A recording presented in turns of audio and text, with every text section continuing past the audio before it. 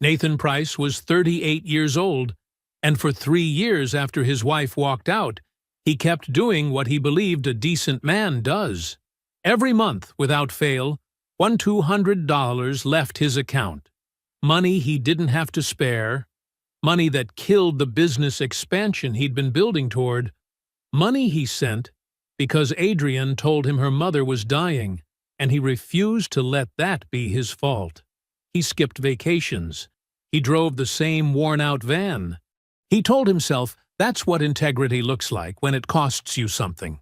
Then one Tuesday evening, a piece of forwarded mail landed in his hands, a collections notice addressed to a woman named Gloria Walsh.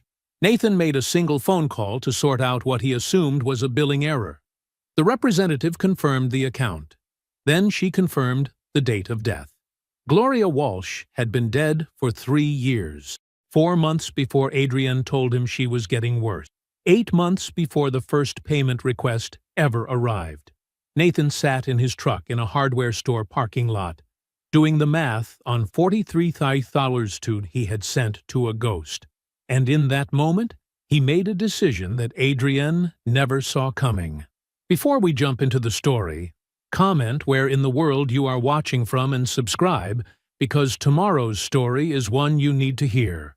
The autumn chill bit through Nathan Price's work jacket as he sat in his idling truck, the dashboard clock reading 6:15 a.m. in pale green numbers. Steam rose from the battered thermos cup wedged in his center console, filling the cab with the scent of black coffee. His phone screen glowed in the pre-dawn darkness as he watched the familiar transaction process. $200 transferred automatically to Adrienne's account, same as it had been every month for the past 3 years. He took a slow sip of coffee, barely registering the mild burn on his tongue. The payment cleared with a soft chime, and the updated balance stared back at him. It wasn't a devastating hit anymore. He'd adjusted his business and personal finances around this monthly obligation, but it was still enough to keep his dreams of expansion just out of reach. The text thread with Jerome lit up his phone. "You at the Decatur job yet? Got that supplier meeting at 9. Just pulled up," Nathan typed back. "I'll be done by 8:30. Better be. And man, it's that day again, isn't it?" Nathan didn't need to ask what Jerome meant. His friend had watched him make these payments since Adrienne left, had seen him pass up opportunities to grow their business because the medical bills for Gloria, Adrienne's mother, ate up so much of their potential operating capital. "It's handled," Nathan replied simply. He could almost hear Jerome's frustrated sigh through the phone. Their last conversation about it still echoed in his mind. "You're letting her hold you back, brother. 3 years of this? Something ain't right." But Nathan had made his peace with it. When Adrienne left him for Brett Holloway, regional sales director with his fancy car and country club membership, she'd at least been honest about why. She was tired of waiting for someday, tired of watching other couples their age take vacations and buy houses in better neighborhoods. Brett could give her the life she wanted now, not years down the road. The only thing she'd asked was that Nathan keep helping with her mother's medical expense. Gloria's condition was deteriorating, the treatments getting more expensive. Nathan had agreed without hesitation. Not because he owed Adrienne anything, but because it was the right thing to do. A man stands by his obligations. Paula, his sister, had a different take. "You need to verify these bills," she'd said last month over dinner. "Ask for documentation, something, anything." "That's not who I am," he'd told her. "I gave my word." "And she broke hers," Paula had shot back. "Or did you forget the vows she made before she moved in with Brett?" Nathan shifted in his seat now, watching the sky lighten over the Decatur strip mall where today's job waited. The property manager needed 3 units serviced before the stores opened. Simple work. The kind of steady business that kept his company alive, but not growing. He thought about the commercial van he should have bought last year, the residential contract he'd passed on because he couldn't afford to hire another technician, the savings account that stayed stubbornly thin despite working 6 days a week. But then he thought about Gloria, fighting her illness in that Birmingham hospital. He'd always liked her, even if she'd sometimes hinted that Adrienne could have done better than an HVAC contractor. She didn't deserve to suffer just because her daughter had made choices that hurt him. His coffee had cooled to lukewarm. Nathan drained the last of it and grabbed his tool belt from the passenger seat. The weight of it was familiar, grounding. This was what he knew. Honest work. Done well. One job at a time. Maybe it wasn't the fast track to success that Brett Holloway rode, but it was his path. The morning air hit him as he stepped out of the truck, tools jingling at his hip. He could see the units he needed to service from here, their shapes dark against the lightening sky. Simple work. Good work. The kind that kept him moving forward, even if the pace was slower than he'd once hoped. He locked his truck, pocketing his phone and the keys. Time to focus on what was in front of him. The payment was made, his obligation met for another month. That's what a decent man did. He kept his word, even when it cost him something. Even when others thought he was foolish for doing it. Nathan's key scraped in the lock of his front door just after 7 that evening. The day's jobs had gone smoothly enough. 3 units serviced before 9, 2 emergency calls handled by mid-afternoon, and a quick consultation with a restaurant owner about upgrading their system. Normal Tuesday. His shoulders ached from crawling through a tight maintenance space, but it was the good kind of tired that came from honest work. A small pile of mail waited on the floor beneath the mail slot. Bills, mostly. A flyer for pizza delivery. And at the bottom, a wrinkled envelope that had clearly been forwarded more than once, the yellow forwarding sticker partially peeled at one corner. He picked it up, frowning at the return address. Medical Collections Bureau of Alabama.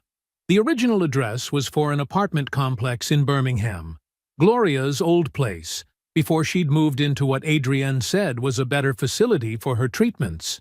His name was visible through the envelope's window, probably because he'd been listed as a secondary contact back when things were good, when he and Adrienne were still building their life together. Nathan dropped his lunch cooler on the kitchen counter and sat heavily in one of the wooden chairs at his small dining table. The envelope felt thin between his fingers as he opened it, probably just some bureaucratic loose end that needed tying up. He'd gotten good at handling medical billing tangles over the past 3 years. The letter inside was standard collections language, an outstanding balance of $840 from 3 years ago. What caught his eye was the account status notation at the bottom. Patient deceased. Account closed. Something cold settled in his stomach. He pulled out his phone and dialed the number in the letterhead, half expecting to get an automated system at this hour. Instead, a tired but professional woman answered on the 3rd ring. Medical Collections Bureau. This is Karen. How can I help you? Yes, hi. I'm calling about a notice I received. Account number. He squinted at the paper. BR77298844. Let me pull that up for you. Keys clicked in the background. And can I get your name and relationship to the account? Nathan Price. I was listed as a secondary billing contact. It's for Gloria Walsh. More typing. Yes, I see you here on the account. What can I help you with? There seems to be some confusion about the account status. The letter shows it as closed due to... He paused. Due to patient deceased. That's correct. Let me verify the date for you. Mrs. Walsh passed away on September 12th, 3 years ago. The outstanding balance is from her final admission. Would you like to settle the account today? Nathan's hand tightened on his phone. September 12th, 4 months before Adrienne had told him her mother's condition was getting worse. 8 months before the first request for help with medical bills. Sir? Are you still there? Yes. His voice sounded distant to his own ears. Can you tell me what facility this bill is from? She named a hospital in Birmingham.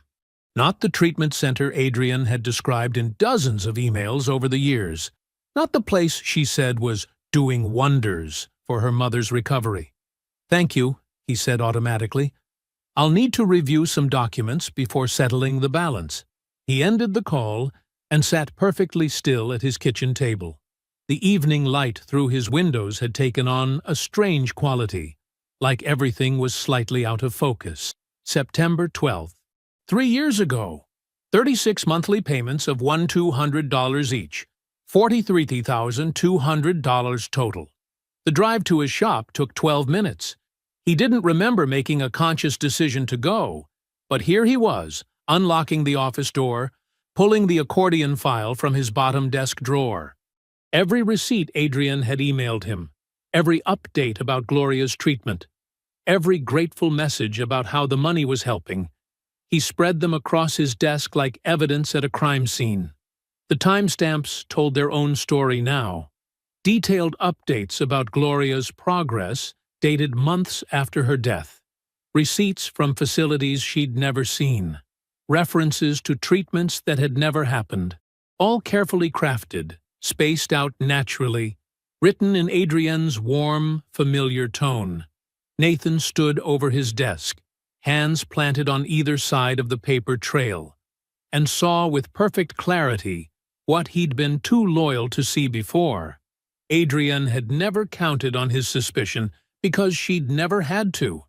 She had built their entire marriage on the bedrock of his decency. She had known exactly how far his loyalty would stretch, exactly what story would keep him paying, exactly what tone would keep him from asking questions. She had weaponized everything good about him, turned it into a tool to bleed him slowly, and trusted that his own character would keep him from looking too closely at the wound. Nathan waited until 8 a.m. sharp to call Paula. His sister always started her workday early, and he knew she'd be at her desk already, coffee in hand, checking emails before her first meeting. "Well, this is different," Paula answered. "You usually wait till Sunday to check in." "I need to tell you something." Nathan's voice was steady, controlled. "And I need you to just listen first." There was a slight pause on the line. "Go ahead." He laid it out chronologically. The forwarded collections notice, the phone call, the timestamp on Gloria's death certificate, the 36 months of payments that followed. He didn't elaborate on the betrayal. He didn't need to. The numbers spoke for themselves. Paula was silent for several long seconds after he finished. When she spoke, her voice was thick with controlled anger. "Nathan, I knew something wasn't right. I told you. I know you did. 3 years, $43,000. Yeah." Paula took a deep breath. Nathan could picture her at her desk, straightening papers she didn't need to straighten, processing. "You're different this morning," she said finally. "This isn't you falling apart. This is you already decided about something. Everything," Nathan said quietly. "But right. What do you need from me?" "Just this. Just someone who won't tell me to calm down or wait or think about it more. I've done enough waiting. You have your sister," Paula said simply. "What's the first move?" "Already made it. Calling Jerome next, then my attorney. I need everything documented before I do anything else." "Smart. And Adrian doesn't know you know?" "Not yet. Keep it that way. Build your case first." Paula paused.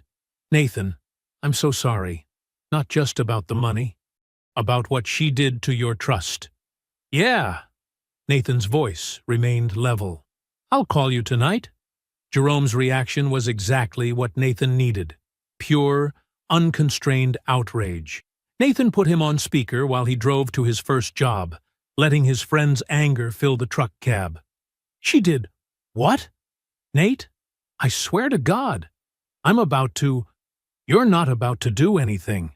Nathan cut in calmly. "We're going to handle this right." "Right?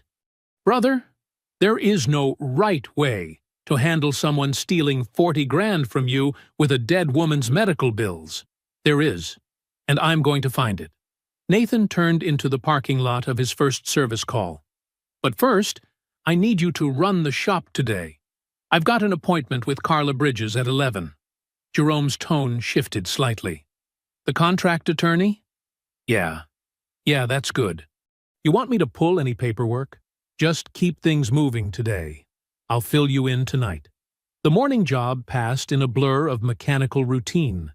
Check connections, test pressure, replace filter. Nathan's hands knew what to do without much input from his mind, which was already building the case he'd present to Carla. At 11 sharp, he sat across from Carla Bridges in her Midtown office, a stack of printed emails and bank statements between them. She read through them methodically, occasionally making notes, her expression unchanging. "This is clearly fraud," she said finally. "Civil, definitely. Wire fraud, potentially, depending on jurisdiction since the transfers crossed state lines. The fact that the divorce was never finalized actually works in our favor. It gives us additional angles for asset recovery. What's my first step? Stop the transfers immediately. Document everything. And Nathan?" She fixed him with a direct look. "Don't tip your hand. The moment she knows you're aware, things get more complicated." Nathan nodded slowly. "I understand." That evening, he sat at his kitchen table with his laptop open to his banking app. The scheduled transfer for next month's medical bills was due to process in 3 days. He could cancel it now, start the process of closing all those bleeding wounds Adrienne had opened. Instead, he let his finger hover over the confirm button for a long moment, then pressed it. One last payment. $200, same as always. Let her think everything was still running according to her plan. Let her feel secure in the story she'd built. He closed the laptop and looked at the thick folder of documentation beside it. Everything was there. Every email, every transfer record, every carefully crafted lie. 3 years of fraud, compiled and organized, ready to become something more than just paper. Nathan picked up his phone, typed a reminder note to himself. Do not let Adrienne know what you know. Not yet. The yet wasn't a threat. It wasn't even anger, really. It was simply a marker for the moment when everything would change. Not on Adrienne's timeline anymore, but on his. 2 days after meeting with Carla, Nathan sat across from Marcus Chen, the civil investigator she'd recommended. They met in a small conference room at Carla's office, the space feeling almost too formal for what was essentially a planning session. Standard procedure in fraud cases, Marcus explained, spreading out his initial paperwork. We document everything independently, establish patterns, look for additional exposure. Sometimes, what looks like a single straight line turns out to be part of a bigger picture. Nathan nodded, sliding across his folder of records. Everything's dated and organized. Marcus spent 20 minutes reviewing the document, occasionally making notes. This is thorough, he said finally. Makes my job easier. I'll need about a week to run everything down properly. It took less than that. 5 days later, Nathan's phone rang while he was finishing up a repair job in Buckhead. We need to meet, Marcus said without preamble. I found something you should see. An hour later, Nathan sat in the same conference room, looking at a new set of documents spread across the table. Bank records, transfer patterns, timestamps that told a story he hadn't expected. She's been running a similar operation with Brett Holloway, Marcus explained, pointing to highlighted transfers. Different approach. He has more money, different pressure points, but the same basic framework. Systematic extraction under constructed pretenses. Nathan studied the numbers. How long? That's where it gets interesting. Marcus pulled out a timeline he'd assembled. Their relationship didn't start when you thought it did. According to these records, financial entanglement began while you and Adrienne were still living together. Brett Holloway knew exactly what he was doing. He wasn't some guy who got involved with a separated woman. He pursued your wife while she was still at home with you. Nathan felt something cold settle in his chest. Not pain. He was past that. This was different. This was clarity. There's more, Marcus continued. Brett Holloway is married. Technically still is. His wife, Diane, lives in Marietta. They're separated, but no divorce filed yet. She might be useful to know about. Nathan looked at the address Marcus had written down. She knows? She suspects something. She's got partial records, but not the full picture. not what you have. Marcus leaned back. Look, I'm just here to document. But if I were building a case, having two sets of records showing the same pattern would be stronger than one. Nathan took the address, folded it carefully, and put it in his wallet. Anything else? Yeah. One detail that matters. Brett Holloway's not just some guy with money.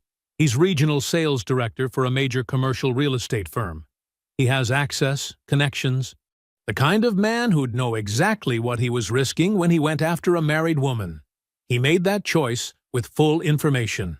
Nathan drove straight from the meeting to a diner just off I-285. He called the number Marcus had provided for Diane Holloway from the parking lot. Mrs. Holloway? My name is Nathan Price.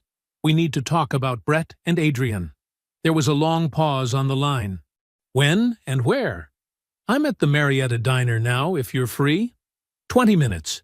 Diane Holloway was tall, composed, and unsurprised by anything Nathan told her. She sat across from him in a corner booth, coffee untouched, reviewing his documentation with practiced eyes. I knew there were transfers I couldn't account for, she said finally.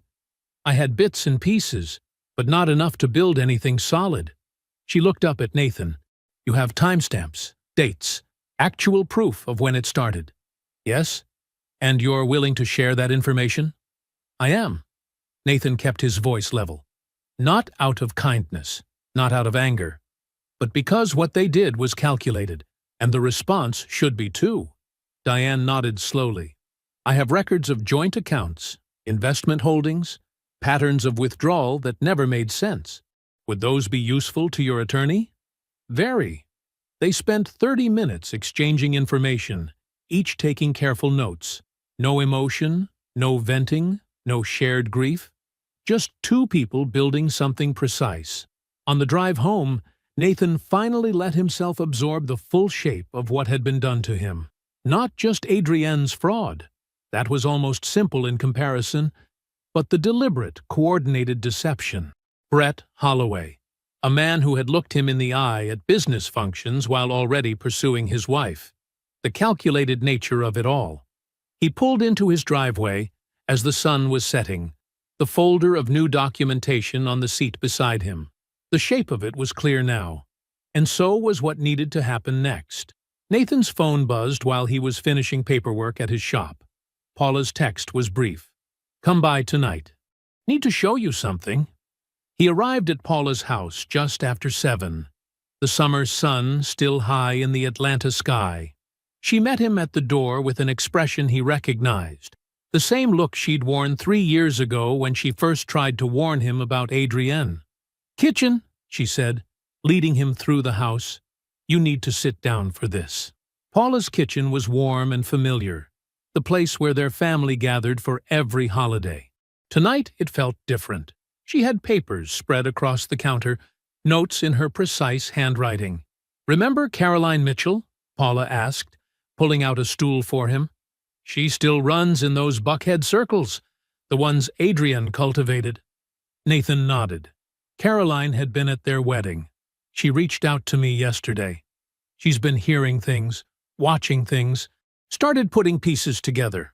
Paula slid a document across the counter. This is public record. Partnership filing from 2 years ago. Look at the names. Nathan studied the paper. It was a real estate investment partnership, something called Meridian Holdings, LLC. 3 partners listed. One name jumped out. Adrian Walsh. Keep reading, Paula said quietly. The initial investment amounts were listed. Adrian's contribution, $20,000. The date was exactly 2 years ago, right in the middle of the monthly payments Nathan had been making. There's more, Paula continued, spreading out additional documents. Caroline's husband works in commercial real estate. He's seen the quarterly reports. The partnership has 2 properties now, both generating steady returns. They're building something real. Nathan felt the weight of it settle in his chest. Not pain. He was past that. This was different. This was understanding. She wasn't just taking money for bills, he said slowly. She was investing, building, using your money, Paula confirmed. The money she got by making you believe her mother needed care. She wasn't desperate. She wasn't surviving. She was building a future using your guilt as capital. Nathan stood up, walked to Paula's window. The neighbor's kids were playing basketball in the driveway next door. Normal life happening in normal ways. You know what this means, Paula said behind him. She didn't leave because she was unhappy. She left because you were more valuable to her as a guilty ex-husband than as a spouse she had to maintain a marriage with. Nathan turned back to the counter, studied the documents again. The clinical precision of it all, the timing of the investment, the way it aligned with the payment schedule she'd set up. Every piece calculated. "I need to call Carla," he said finally. Paula nodded. "Use my office." In Paula's quiet home office, Nathan laid out the new information for his attorney. Carla was direct as always. "This changes the scope," she said. "We can trace your payments directly into an investment vehicle. That's not just fraud. That's calculable returns we can pursue. I'll update the complaint." After hanging up with Carla, Nathan sat in Paula's office chair for a long moment. Then he did something deliberate. He called Adrienne. She answered on the second ring. "Nathan, is everything okay?" He kept his voice light, casual. "Yeah, just some paperwork I need to sort out. Been meaning to call." "Oh," her voice warmed immediately. "Of course, whatever you need. You know I'm always here to help." The practiced concern in her tone would have moved him once. Now he heard it clearly. The performance of care, the management of his responses. "Great," he said. "I'll have everything together in about 3 weeks. That work for you?" "Perfect timing, actually. I'll be in town then." They exchanged a few more pleasantries. She asked about his mother. He gave brief, polite responses. When they hung up, he looked at the calendar on Paula's office wall. 3 weeks. That's how long Adrienne had left, before everything she'd built on his loyalty came apart. He marked the date in his phone, not as a reminder, but as a deadline. Paula appeared in the doorway. "You okay?" Nathan nodded, pocketing his phone. "I am. For the first time in a long time, I really am." Nathan arrived at Carla's office early the next morning, a thick folder under his arm containing every document they'd gathered. The morning light filtered through the high-rise windows, casting long shadows across the conference room table where they sat. "Walk me through it one more time," Nathan said, spreading the papers methodically. Carla nodded, her reading glasses perched precisely on her nose. The civil complaint focuses on 3 years of documented fraud. 36 monthly transfers of $200 each, totaling $43,200.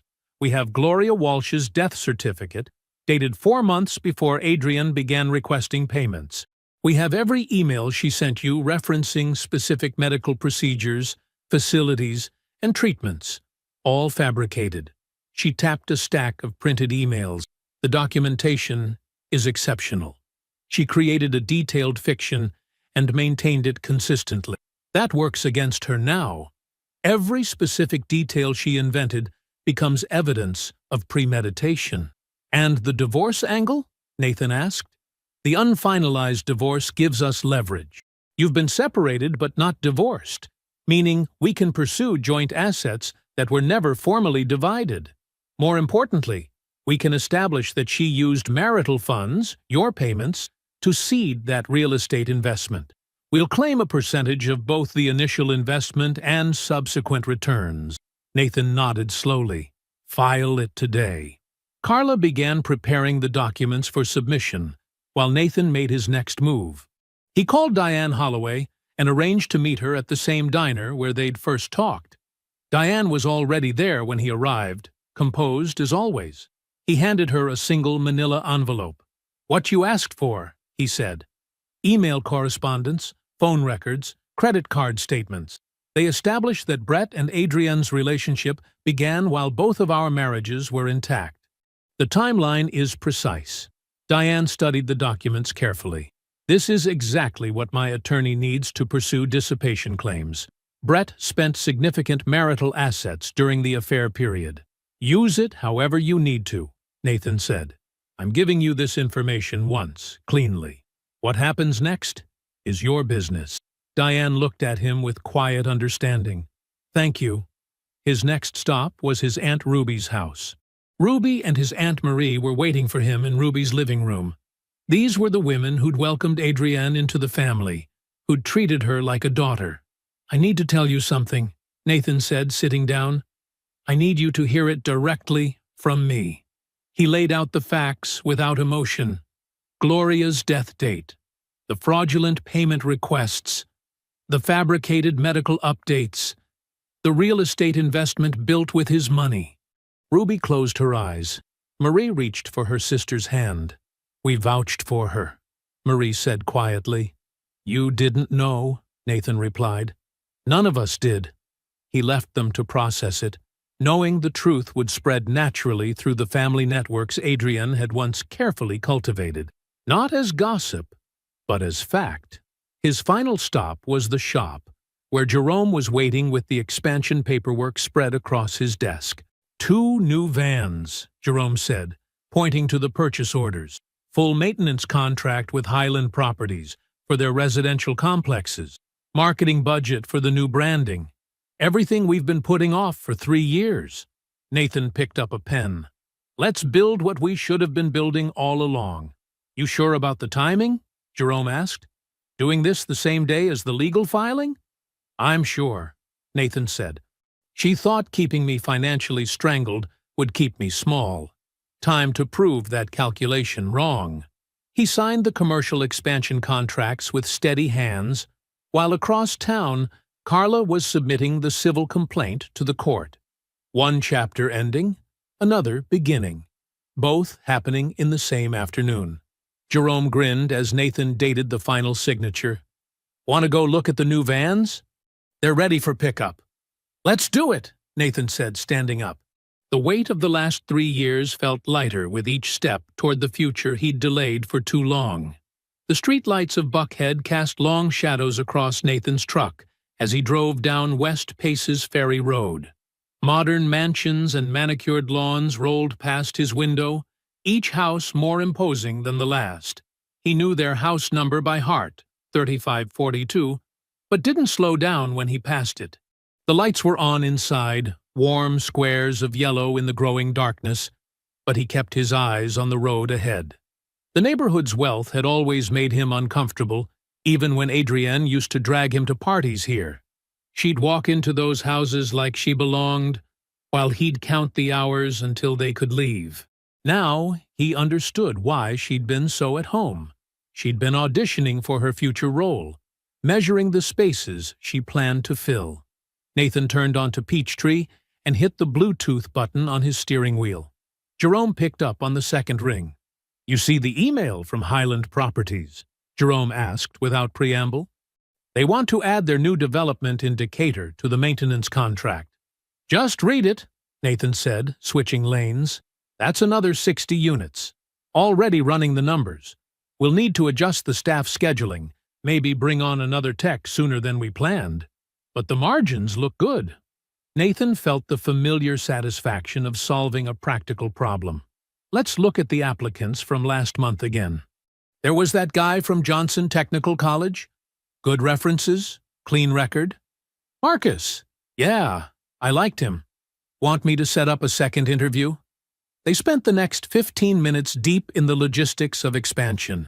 Van routes, supply orders, training schedules.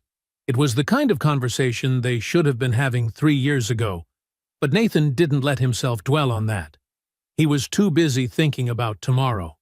The familiar streets of his East Atlanta neighborhood appeared as he turned off the main road. Small craftsman houses lined the street, their front porches lit against the evening dark.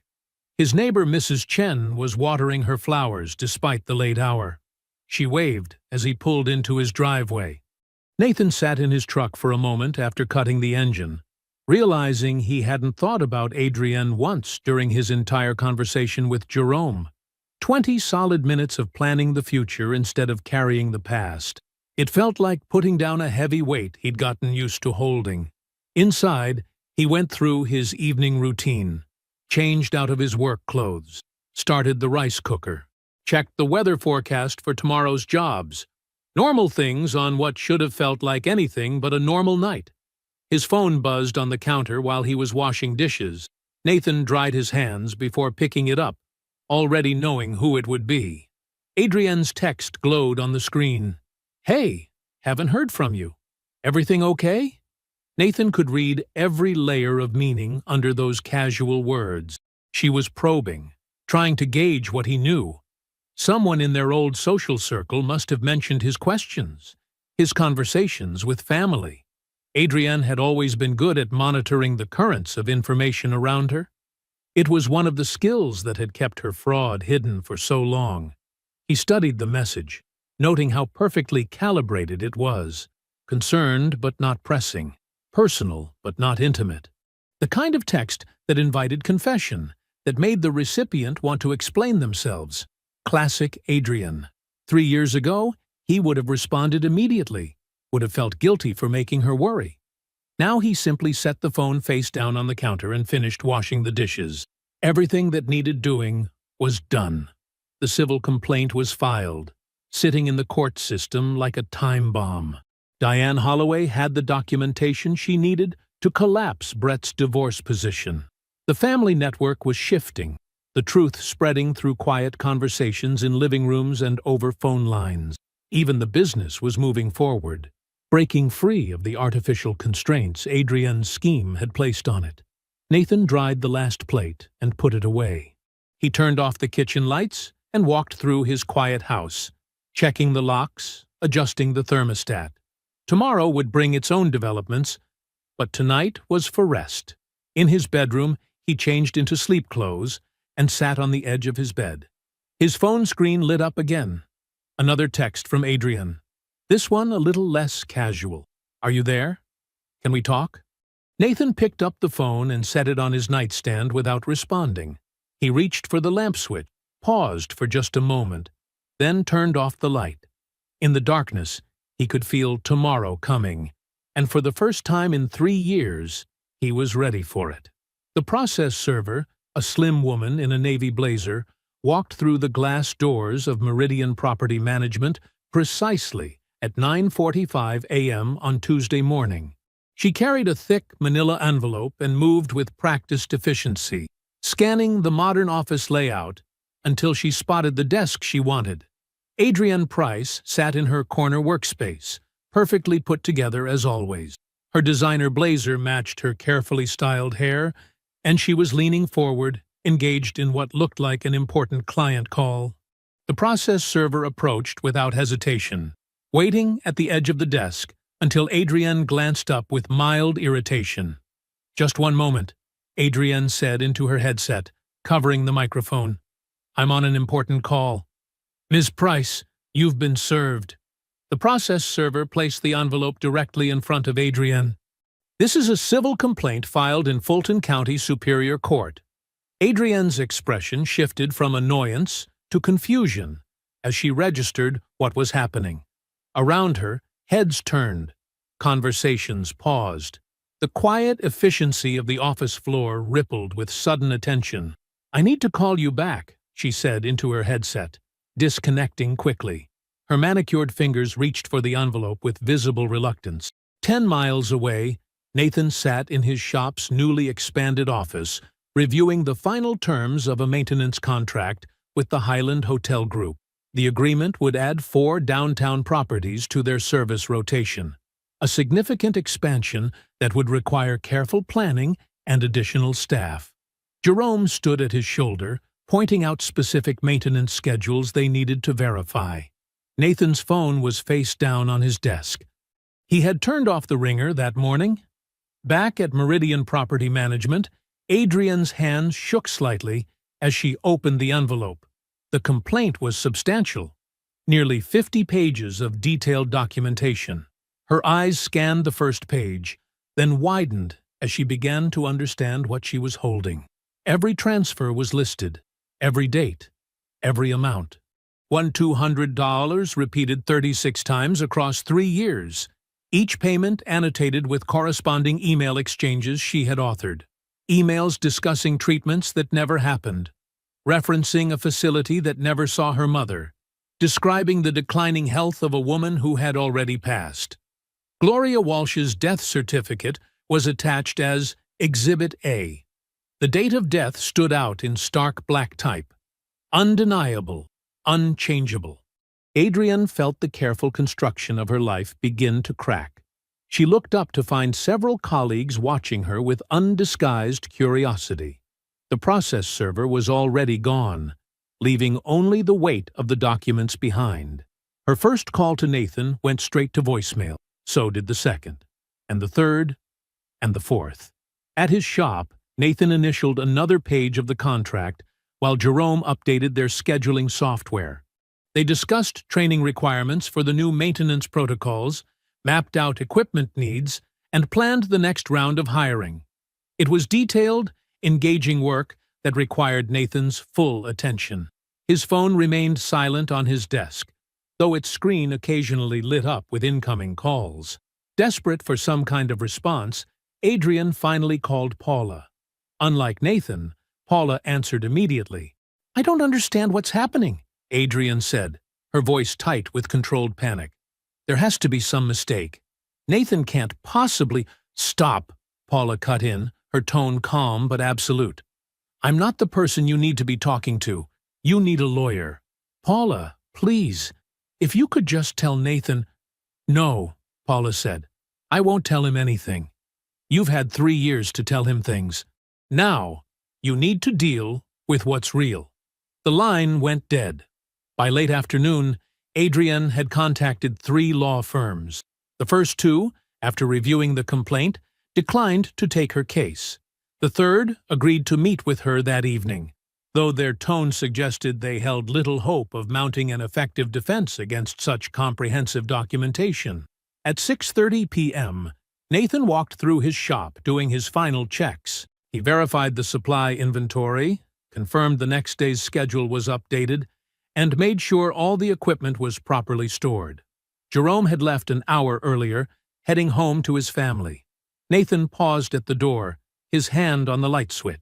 The shop looked different now. More equipment, more space, more possibility. Everything was moving forward exactly as it should. He turned off the lights, locked the door, and kept walking. The conference room in Carla Bridges' law office was all polished wood and natural light, designed to make important conversations feel civilized. Nathan noticed how the afternoon sun caught the water glasses on the table, how the leather chairs creaked softly when anyone shifted position. Every detail was clear to him, like his senses had sharpened to capture this moment perfectly. Adrienne sat across the table, wearing a cream-colored blazer that probably cost what Nathan used to send her monthly. Her attorney, a silver-haired man in an expensive suit, had arranged papers in front of them with practiced precision. Nathan recognized the careful staging of it all. How Adrienne had positioned herself to catch the light just so. How she'd chosen an outfit that made her look both professional and somehow vulnerable. "Thank you for meeting today," Adrienne's attorney began, his tone carefully measured. "We've reviewed the complaint and believe there may be room for an amicable resolution." Carla sat straight-backed beside Nathan, her own files arranged with military precision. She didn't respond immediately, letting the silence stretch just long enough to establish who actually held power in the room. "We're certainly open to discussion," Carla said finally, "though I should note that my client's position is exceptionally well documented." Adrienne leaned forward slightly, her expression composed but showing careful strain, the kind that invited sympathy without appearing too desperate. "Nathan," she said softly, using his name like a key she still believed would unlock something. "I know I handled things badly. I'm prepared to make this right." Her attorney smoothly slid a document across the table. "We've prepared an initial settlement offer that we believe addresses the core financial concerns while acknowledging the complexity of the situation." Carla picked up the document, scanned it briefly, then passed it to Nathan without comment. The number on the page was less than half what he'd paid over 3 years. Additionally, Adrienne continued, her voice catching just slightly. "I want to explain. Things were complicated when Mom died. I was scared and lonely and—" "Let's focus on the documented facts," Carla interrupted, opening her own file. "We have 36 separate wire transfers of $1,200 each, spanning 3 years. We have emails from Mrs. Price specifically referencing treatments at Atlanta Memorial Hospital's oncology wing, a facility that has no record of Gloria Walsh ever being admitted. The transfers could be reasonably characterized as informal support payments," Adrienne's attorney suggested. "Given the length of the marriage and the ongoing connection, we have 17 separate emails," Carla continued, "in which Ms. Price described specific medical procedures, named attending physicians, and detailed her mother's supposedly declining condition. All of this correspondence was dated after Gloria Walsh's documented death." Nathan sat perfectly still, watching Adrienne's carefully constructed facade begin to crack around the edges. She'd always been good at managing perception, at creating narratives that served her purposes, but paper didn't care about perception. Documents didn't respond to careful manipulation. "Nathan," Adrienne tried again, her voice soft and intimate, the tone she'd used countless times when she needed something from him. "You have to understand, I never meant for it to go this far. Things just evolved, and I didn't know how to stop, and—" Nathan looked at her directly for the first time since entering the room. His voice was quiet, steady, and absolutely final. "Your mother died 4 months before you told me she was getting worse. I've been paying for a ghost for 3 years. I don't need an explanation. I need restitution." The controlled warmth drained from Adrienne's face. Her attorney leaned close, whispering something urgent in her ear. She stared down at the table, her fingers tracing the edge of a paper she wasn't actually reading. "Perhaps," her attorney said after a moment, "we should discuss a revised settlement framework." "Full restitution," Carla stated firmly. $43,200 plus legal fees. Additionally, we'll need to address the real estate investment portion, given that we can demonstrate direct financial links between my client's transfers and the initial investment capital. Adrienne's shoulders dropped slightly. She kept her eyes fixed on the table as her attorney began discussing payment structures and timelines. An hour later, Nathan walked out of the building into bright afternoon sunlight. He could hear traffic on Peachtree Street, could smell food from the cafe next door. He got into his work van, checked his phone for his next service call address, and pulled into Atlanta traffic without looking back. The notification lit up Nathan's phone screen while he was parked outside a 3-story office building in Sandy Springs. A simple alert from his banking app. Transfer received.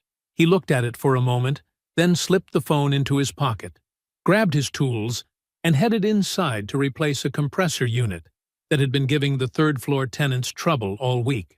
2 hours later, with the unit humming properly and the paperwork signed, Nathan sat in his van and finally let himself process what the settlement meant.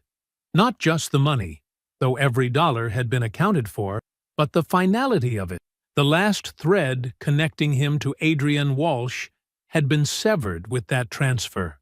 The consequences had fallen like dominoes, each one triggering the next.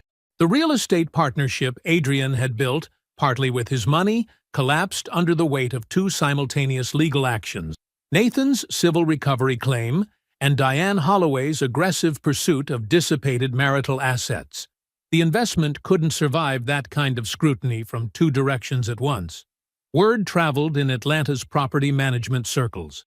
Adrienne's employer, already uneasy about the civil suit, conducted an internal review of her accounts. They found older irregularities, small discrepancies that formed a pattern when viewed together. They let her go quietly, but thoroughly. No references, no severance, just a clean break and a clear message. Brett Holloway's carefully constructed world had crumbled with similar precision. The affair timeline Nathan provided to Diane stripped Brett of any sympathetic position in the divorce proceedings. His settlement options collapsed. The director promotion he'd spent 2 years positioning for went to someone else. The kind of quiet professional consequence that arrived without drama, but landed with real weight. In the end, Brett did what men like him always do when situations turn costly. He left.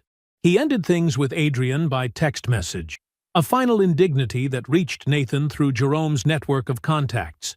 Nathan hadn't felt satisfaction at hearing it, just a cool certainty that actions eventually find their level. Now Adrian was back in Birmingham, working a basic leasing job at a property company that didn't ask for references from her last position. The life she'd tried to build on other people's foundations had collapsed under its own hollow weight. Nathan pulled out his phone and called his mother. She answered on the second ring, her voice warm and familiar. "Hey, Mama," he said, settling back in the van's seat. "Nathan, everything all right?" Yeah, it's done. The settlement came through today." He paused, then added, "I need to tell you something. The whole thing, from the beginning." For the next 30 minutes, Nathan laid it all out. Gloria's death, the false medical bills, the fraud, the investigation, everything. His mother listened without interrupting. When he finished, she was quiet for a long moment. "I've been praying for you these past 3 years," she said finally. "Didn't know exactly what I was praying you through, but I knew it was something heavy." She paused, then added softly, "I always knew you were going to be all right. I just didn't know when you were going to know it too." That evening, Nathan met Jerome, Paula, and her husband Marcus at a steakhouse in Buckhead. They took up a corner booth and ordered too much food. Jerome told ridiculous stories about their early days working out of one van. Paula and Marcus argued playfully about a home renovation project they couldn't agree on. The laughter was real, the food was good, and nobody mentioned Adrienne Walsh once. Later that night, driving home through Atlanta traffic, Nathan thought about how scenes like that dinner, warm, genuine moments with people who actually cared about him, had been absent from his life for 3 years. He'd been too focused on meeting Adrienne's manufactured obligations, too drained by the monthly bleeding of his resources to fully participate in his own life. His phone buzzed, a text from Jerome. "Hey man, you good?" Nathan smiled slightly and pulled into his driveway before responding. "Yeah, I'm good." Because he was. The account was closed. The truth was known. And Nathan Price was finally, completely free. I hope you enjoyed that one. Be sure to like the video and subscribe so you don't miss the next story.